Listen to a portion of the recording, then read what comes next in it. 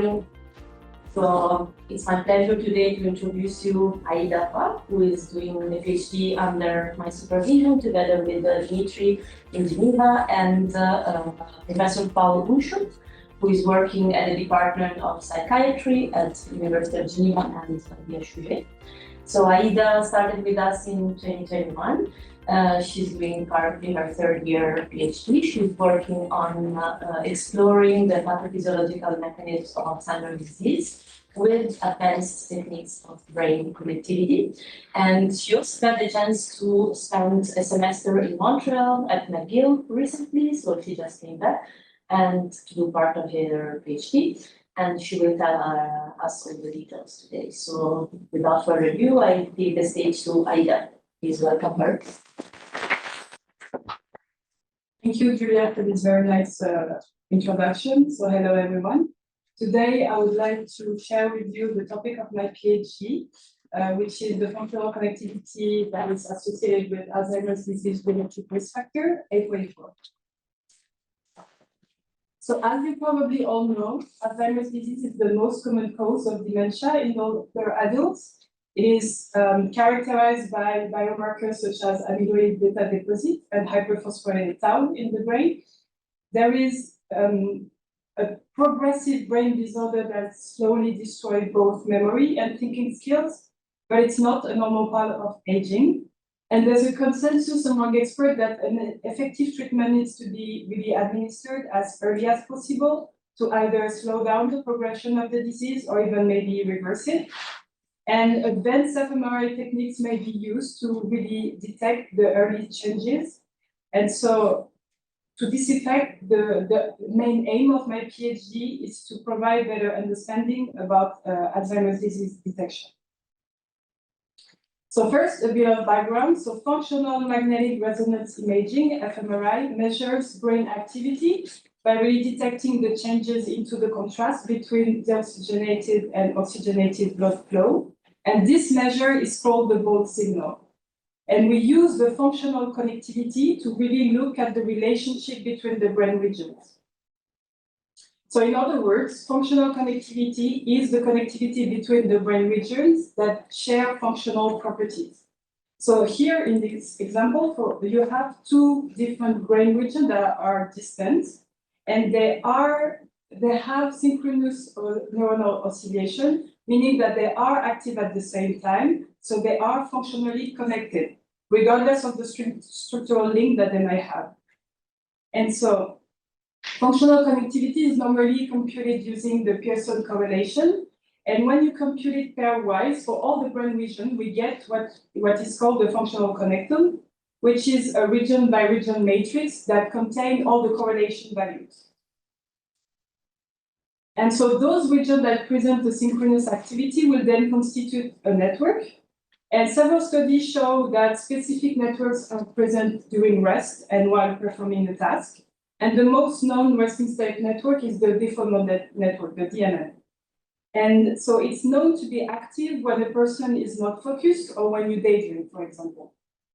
And so it's composed in several brain regions in the parietal and frontal lobe. So for example, yes, for example, you have here the anterior cingulate cortex and the posterior cingulate cortex. And it has been shown in the literature that the default mode network is disrupted in Alzheimer's disease individuals. But we'll see that a bit further in the presentation. So in my study, I'm really interested in the apolipoprotein E4 allele, which is the most important genetic risk factor for Alzheimer's disease. And it's a protein that is involved in the metabolism of fat in the body of mammals. And in human, you have a major three version of the gene that's called allele. So we have E2, E3, and E4. And E3 is the most common variant in the general population.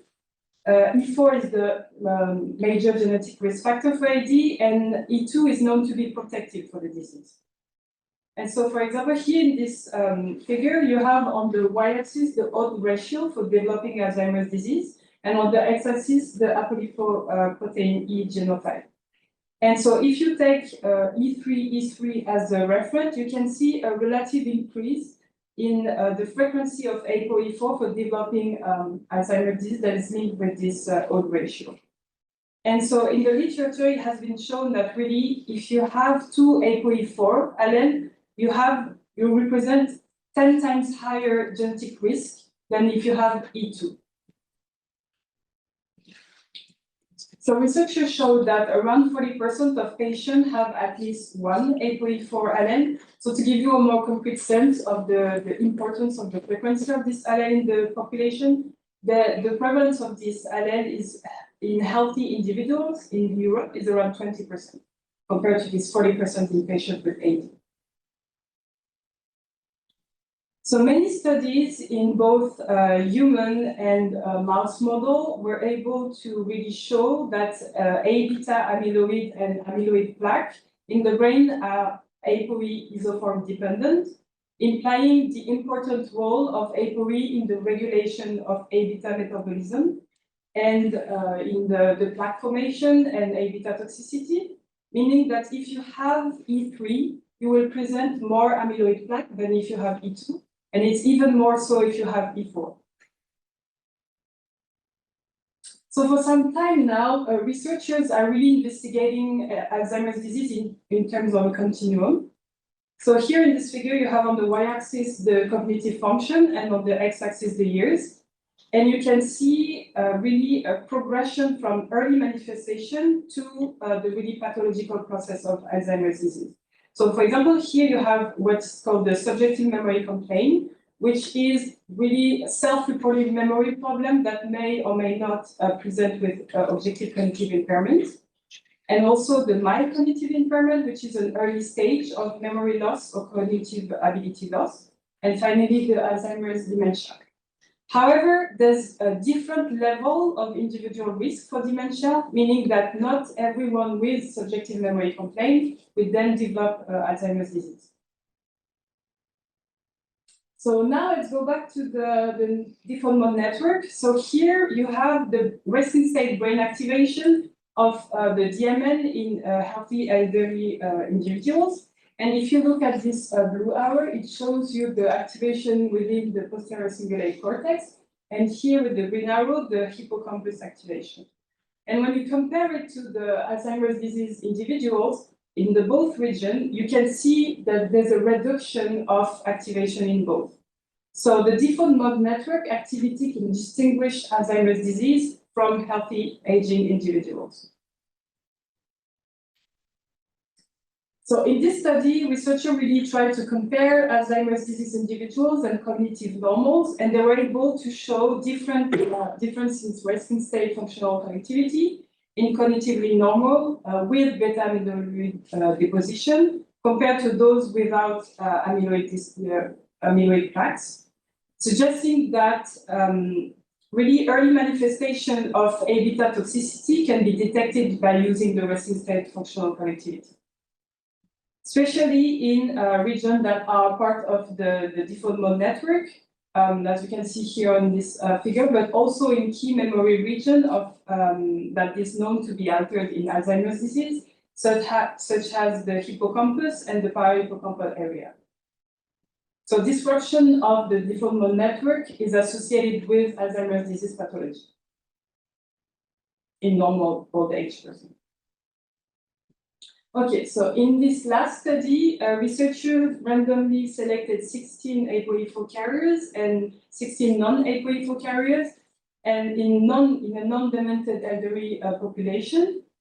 And so in this figure, you have two connectomes. So on the left one is the one for the E4 carriers, and on the right one is the non-E4 carriers, and it represents the DMN brain regions.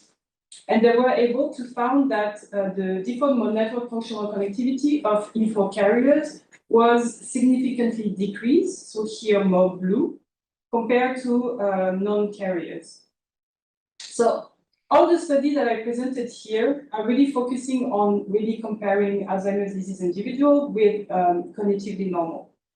But without really looking at the potential differences within the person that has ApoE4 within all the clinical groups So therefore, the aim of my study is really to provide a better understanding of functional connectivity changes in the context of genetic risk for Alzheimer's disease. And so my principal hypotheses are that carriers of APOE4 allele differ regarding their brain functional connectivity to non-carriers, and that consistent APOE4s associated differences in brain connectivity can be observed in all stages of AD. Therefore, to answer those questions, I conducted two studies. In the first one, I'm really interested in looking at the brain functional connectivity changes that might be associated with the presence of APOE4 across clinical groups. So I gathered my data from the Alzheimer's Disease Neuroimaging Initiative Database, the ADNI. So I have cognitive normals, healthy controls, subjective memory complaint, which are a self-reported problem with memory, and mild cognitive impairment that is an early stage of memory loss, and finally, Alzheimer's disease individuals. So for all those subjects, I considered 10 minutes resting state functional volumes and the associated structural volumes from T1 images. And all those volumes were acquired in North America following a strict protocol with a 3 Tesla MRI scanner. So I have a total number of 137 subjects coming from this 4 clinical group. And then I divide them into 2 different groups. So 83 non-APOE4 carriers and 54 APOE4 carriers. So after performing all the usual preprocessing steps, we parcellate the brain into 379 brain regions to compute the average time series in each of these brain regions. And then I computed the static functional connectivity of each subject by taking the Pearson correlation of the time series from each pair of brain regions. And so from this connectome, I computed what is called the eigenvector centrality, which is a centrality measure that basically represents how central a region is within a network in order to tell if one brain region constitutes a hub. And so to explain a bit more here in this figure, you have red dots that represent brain regions that have many connections with other brain regions, and therefore they are more central than the gray dots. As for the statistical analysis, I used the non-parametric ANOVA to really try to disentangle the effect from genetic clinical group, from clinical group and the genetic effect. And then we have the interaction between the two. So here, for the results, you can see that the clinical group effect and the gene effect present a really distinct pattern. So here, for the clinical group effect, you can see that the pattern seems to be more located in the upper part of the parietal lobe than frontal lobe. And that includes region in the dorsal somatomotor areas, whereas in the gene effect, it's more located in the lower part of the parietal and frontal lobe. That includes some visual spatial attention regions. So this effect seems to be, however, a small effect. Therefore, we decided to really try to replicate the findings in a more larger and local database, which led to a new collaboration with HUG, with Professor Garibotto and Professor Frisoni, in which in their dataset they have more than 300 subjects. And it's divided into 3 different groups. So they have cognitively unimpaired, which basically grasp all the healthy controls and also the subjective memory complaints.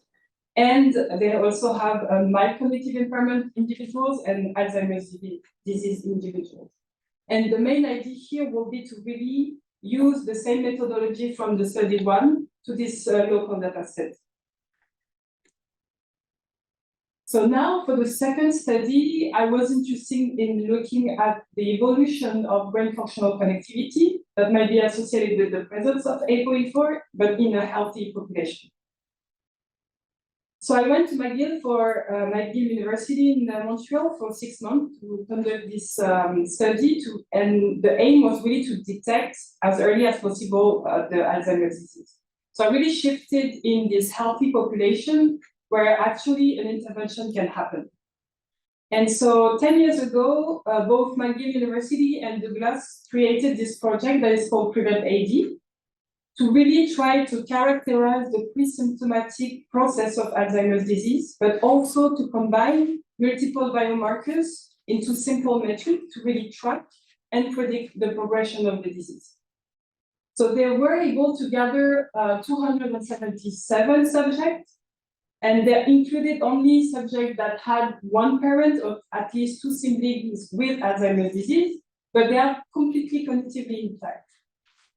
And then they were able to keep 166 healthy volunteers for a longitudinal study. So they have two different sessions, and the gap between the two is an average of 2.5 years. So from this, I gathered from the longitudinal data set 73 females that I divided into two groups. So 48 non-APOE4 carriers and 25 APOE4 carriers. Then I computed, as before, the functional connectivity for each subject, but this time the parcellation was 200 brain regions. And I was also interested in looking at the level of amyloid beta 42 in the cerebral spinal fluid, the CSF. That is a biomarker of the pathology. So basically, if you have a high level of amyloid 42 within the CSF, it's a good sign. It means that it's not locked inside the brain.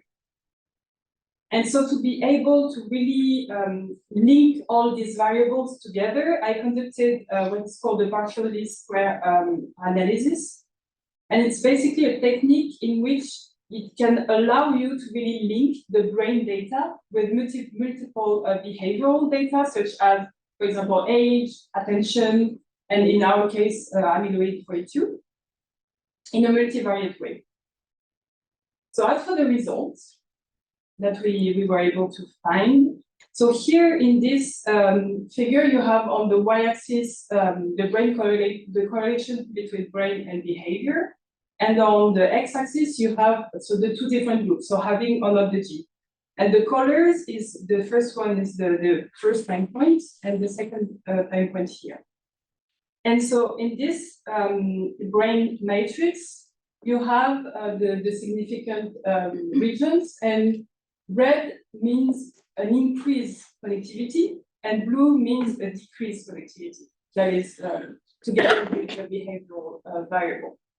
So this PLS analysis allow us to highlight brain connectivity pattern that is able to differentiate the two groups with the relationship of amyloid 42.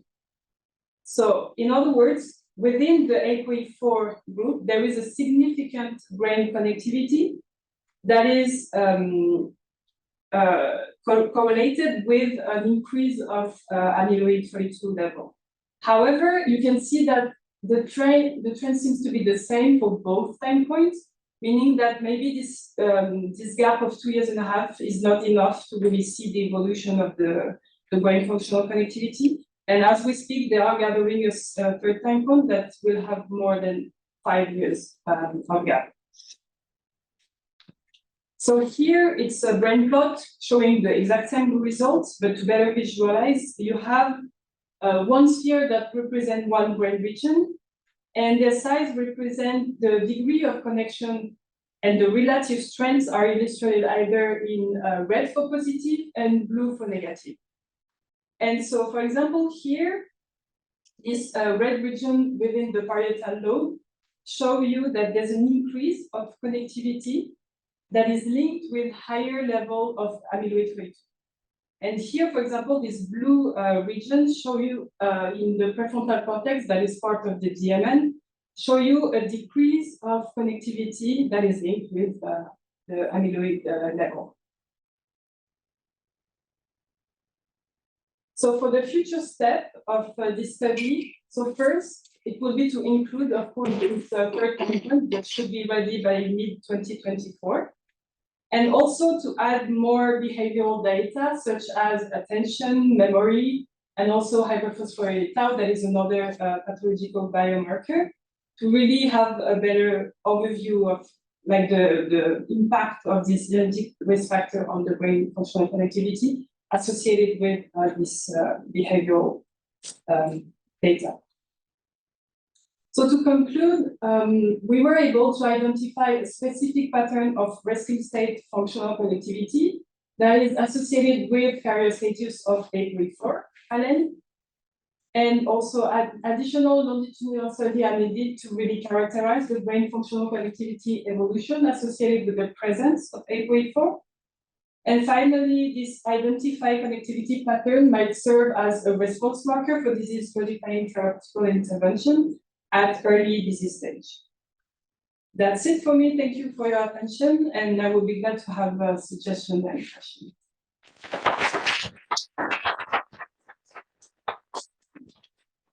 Thank you very much, Aïda, for this very nice overview of your projects. Are there any questions? Yes, please. Thank you for a very nice talk. I really appreciate it. So I have a question because now we are going to getting more and more knowledge about the comorbidities that appear within the Alzheimer disease. Maybe this is like a suggestion, a comment for a future study. Maybe you should also check in your study groups if there are some peripheral symptoms on the health status of the patients, like in the liver, I don't know, because there is liver gut brain axis. And so this might really get its impact. All of your studies are showing, that there's like a lot of connection between the heart stoppage and the brain dementia. So I don't know, will you introduce it maybe in the future study, or what's the? So for now, for those two data sets, they're also looking at, for example, the sleep, the thermoregulation, like also they try to, for the females only, to look at this transition within the menopause period. That is a really trending subject now, but not yet on this gut and brain axis. But it's a very nice suggestion. But since they already started 10 years ago, I'm not but for sure to go back to the same patient, but maybe in the future, one should introduce also the check of the standard health status. Yes. How it influences the progression. Is it faster? Is it slower? And how it impacts. Yes. Thank you. Other questions? No questions written, but if you feel free to open your camera. If you have questions online, go ahead. I have one question. If you were looking at the first study, you mentioned about the cognitive complaints that some participants had. Did you look at the age of onset of these complaints and how this could be correlated? That's a very interesting question. So the average age for this group was 75 years old. But we didn't look at this link between the age and the questionnaire that they had to fill for the subject. No, it's a good. Thank you. Okay, so if there's not more questions, then let's thank Aïda again.